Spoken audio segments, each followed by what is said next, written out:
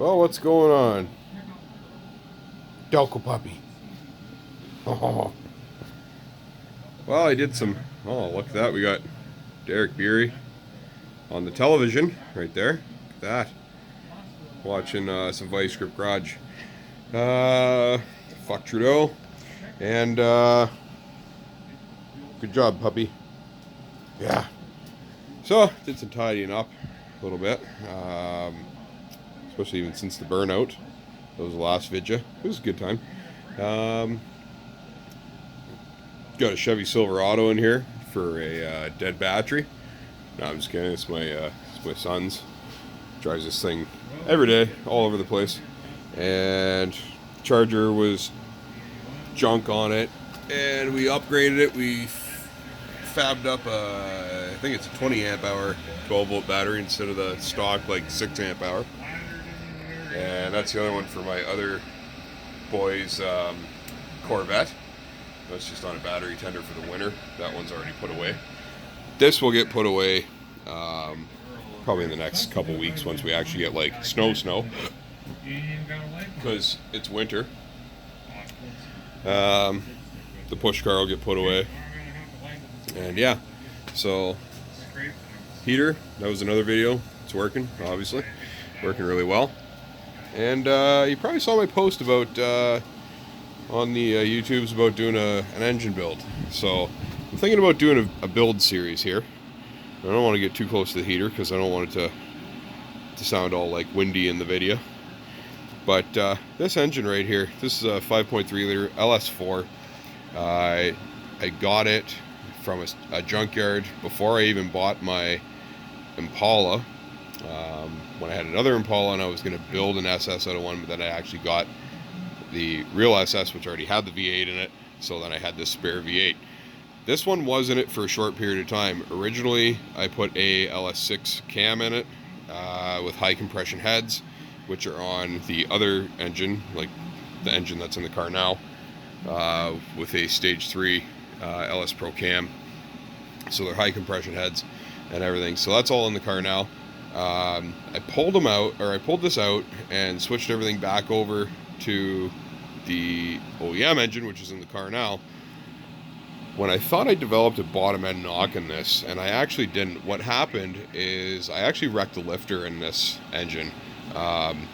Basically, I was hauling ass. I had a broken valve spring and didn't know about it. It was broken, but it was still working. But obviously didn't have the spring tension that it should have. The transmission, which is now broken, it's right here. If you guys remember this, there's the input shaft. You know, broken. And I had to build a new transmission for it, and that's what's in the car now.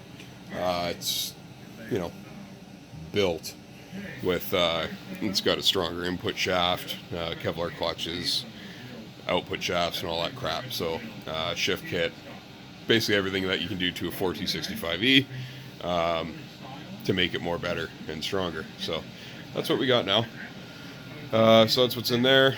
And the idea here, what happened, by the way, that transmission sucks. It's always had shifting issues. It was very lazy, sloppy, slow shifts. So what happened was I got on it real hard, and it was supposed to shift at 6,000 RPM, I believe we had it set at in the tune. And it did one of its lazy shifts. The torque management was turned off, which it wasn't supposed to be. So when it did its lazy shift, it basically just free revved into oblivion. I saw a 75 on the tach, which is pretty high for a V8. What ended up happening is it floated a valve, so it banged a valve off a piston. It started misfiring. I knew what happened right away, brought it home, I pulled the heads off, I replaced the valve, threw it all back together. I think it was like all in the same afternoon, and fired it up and went about my business. And then I noticed it sounded like rod knock, but I think what actually happened was it wrecked a lifter. That lifter that was on that valve that got hit by the piston. So those lifters are actually in that engine now. And some days it makes the noise that almost sounds like rod knock, some days it doesn't. But obviously I pulled this engine out, I put everything from this engine into the other one and put it back in the car, still had the same sound. So obviously I know it's obviously a lifter issue, not a rod issue. And if you heard it, you'd say like, you're probably thinking like, Jay, you should be able to tell the difference between a lifter and a rod knock. And I'm telling you, this noise, no, you cannot. No, it's just, it sounds like rod knock. It's just not. So it's one of those weird things. Anyways, my idea here, this has been sitting here now like this for a few years. You can see the cylinder walls they got that light, rust on them. There's no pitting or anything. It's just sitting here open. I've always kept it oiled so that they didn't get too bad, but now it's just being a table. And yeah, so I want to take this engine, I want to strip it right down to nothing, just down to the block. I want to punch it out to, I believe it's 3.838 bore, which would be the 5.7 liter, so that's the same as an LS1 or an LS6. Following that, I want to go with a bigger cam, which would mean I would have to give up my high compression heads, which is fine, not a big deal. We can still make more power. We can actually make more power with a 10.5 to 1 instead of 12.5 to 1, because we're not worrying. We lessen the chance of ping and spark knock that way in detonation. So we'd be getting LS1 or LS6, whatever, pistons. Crank is still the same, so it's all good. It would just have to be rebalanced. We would do all new bearings throughout, so crank bearings, thrust bearings, cam bearings, the whole works. Pistons, rings, we'd have to set ring gaps and all that. So it'd be a full build series. We'd also be doing LS7 lifters and getting rid of that obvious lifter issue that I still have. This engine also has displacement on demand, which you can, I don't know if you can see it in there or not. It's these, basically these posts that stand up inside the valley. They are deleted. I had them deleted on this engine, and they're deleted on the engine that's in my car now. But they're only deleted by a block plate that I made. It's not even the one that you can buy. It's just one that I completely handmade. And I want to actually permanently, or I should say permanently, but better delete it, which would be, there's a couple different methods. Brian Tooley Cams actually sells a set or a kit that kind of works like a pop rivet. You put the rivet in, you use your rivet gun, and you pop the bits off inside the pedestals, which block your oil from coming out so effectively. I'm not even a super big fan of that. I always like to keep things I always like to do things in a way that they can be put back to stock. Not that I ever would, but I like to do that. So what I'm thinking for this one is to actually drill and tap the holes and run set screws inside with Loctite or whatever. And if you think like, oh, well, then they could back out. Well, they really can't, because you still have your valley cover on top with the gasket.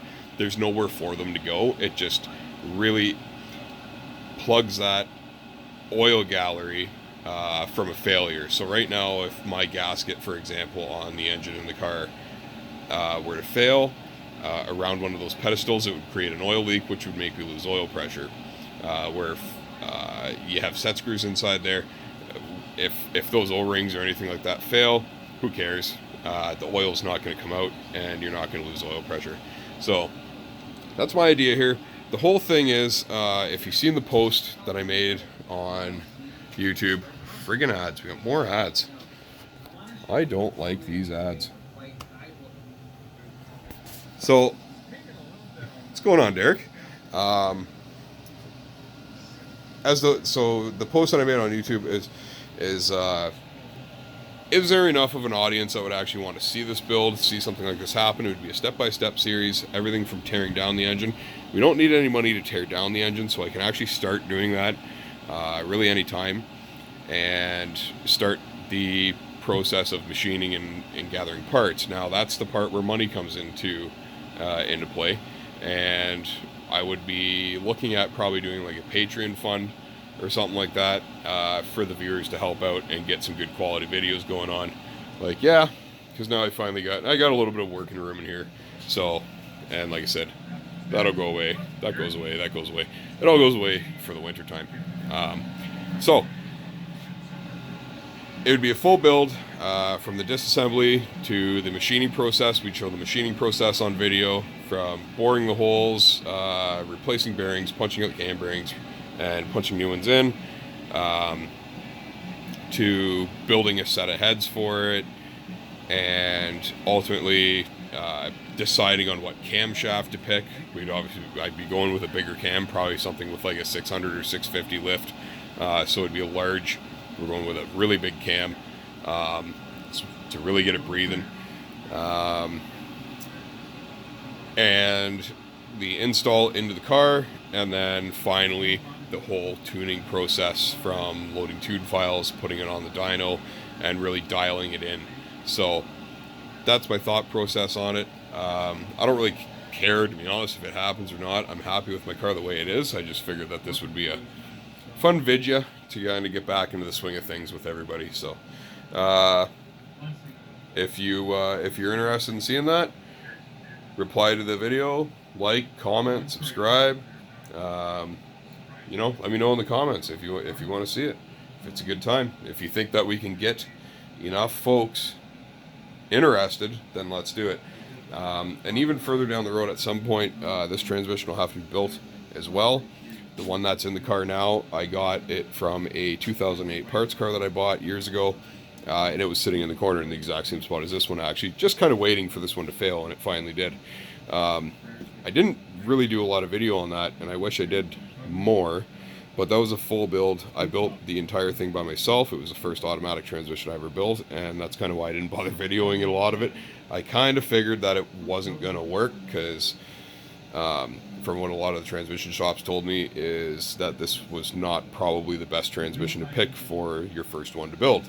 But yeah, I did anyways, and I think we got I got like 8,000 or 9,000 kilometers on it, with no issues at all. So, and that's beating the shit out of it too every time I drive it, so it's all good. The Burnout Harley, she's mint. That's my helmet on top there. No, I'm just kidding. But yeah, it's good. Still got to change that tire out, because it's really done now. There's a new one up there. And yeah, so if you guys are interested, I'll drag this thing out and get this stuff down here put away. We'll drag that out, start tearing it down. Let me know if you guys are interested in this build. Patreon support, even comment and subscribing to the video, and share it on the fastest books and different stuff like that, because if you do that, then I can get probably like 4 or 7 cents in ad revenue. So 7 cents might get me nothing, right? So anyway, that's what it is for now. I'm gonna shut everything down and go in and get ready for bed. Cheers and beers. Hey, Toko?